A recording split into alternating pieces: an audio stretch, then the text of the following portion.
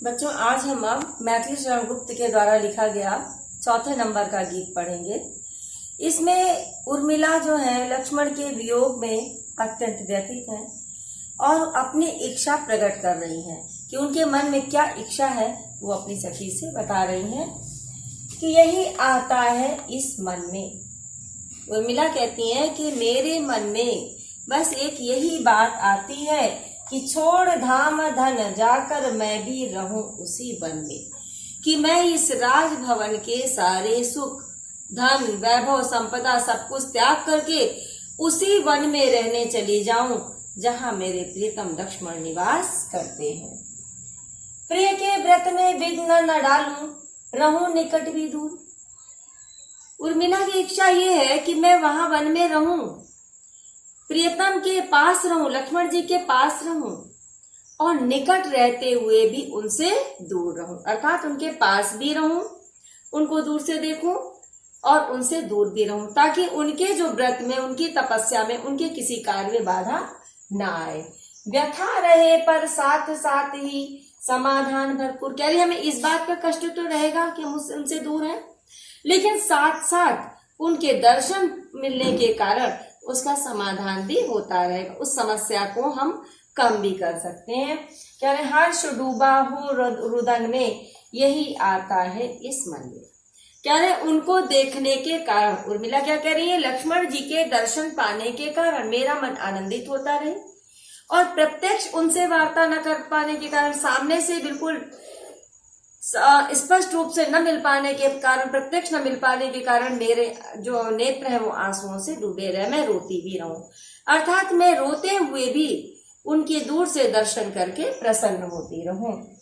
बीच बीच में उन्हें देख लूं मैं झुरमुट की ओट। कह रही जब लक्ष्मण जी मार्ग से निकले कहीं भी जाएं तो झुरमुट मैंने पेड़ों के जो झुंड होते, छोटे छोटे पेड़ों के झुंड होते हैं, उसकी आड़ से मैं उनको देख लूं, मैं लक्ष्मण जी के दर्शन कर लूं। जब वे निकल जाएं तब लेटूं उसी धूल में लोट।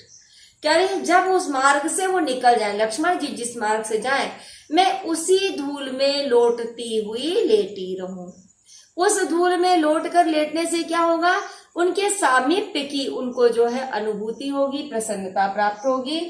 रहे रत वे निज साधन में यही आता है इस मन में।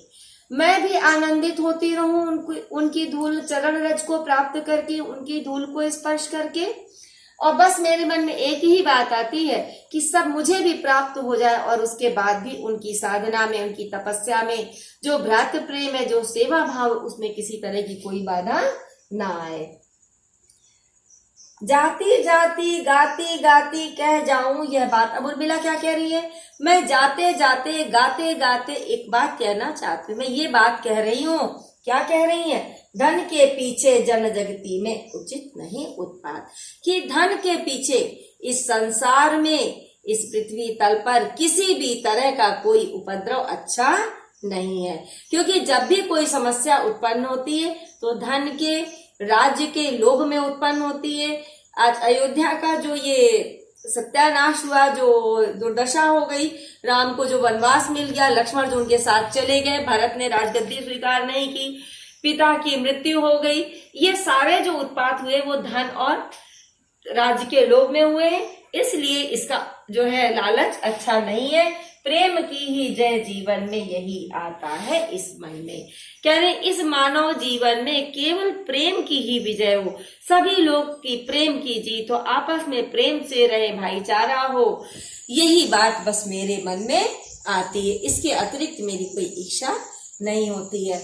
इसमें भी बेटा शैली आपकी गीति है, शैली है, रस वियोग श्रृंगार है, गुण माधुर्य है, छंद गेय पद है, अलंकार अनुप्रास पुनरुक्ति प्रकाश दोनों प्रकार के हैं।